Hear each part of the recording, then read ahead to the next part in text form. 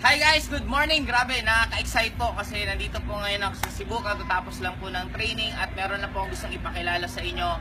Dati pong unit manager ng isang call center agent, pero ngayon po, ito po ang naging result niya.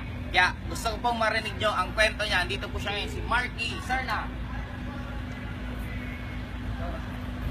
Hello!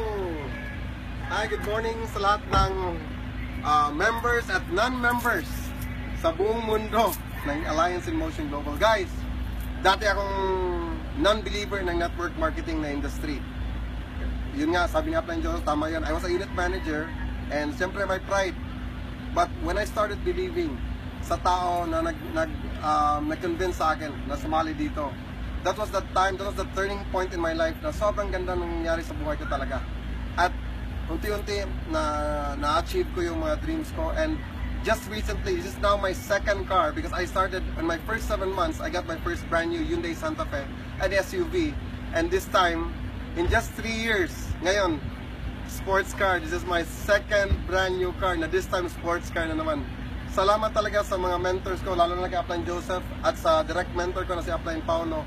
And to Upline Louie as well, and to all the people na nag-inspire sa akin. I'm just nobody before, but because of networking, because of this business, my life has totally changed, and it could change yours too. Kaya if you're a non-distributor, if you're not yet a member of AIM Global, I tell you, make that decision. Make that choice that you want change in your life. Make that decision that you want a better future for your family. Because dito sa AIM Global, that will be given in a faster time, in a faster manner. So thank you so much, and to God be the glory. Guys, tandaan mo, Marky sir na earning almost 50,000 per month sa call center agent, but ginawa niya, ginibap niya yun at prioritize siyang AIM Global, and true enough, ito po nangyari sa kanya.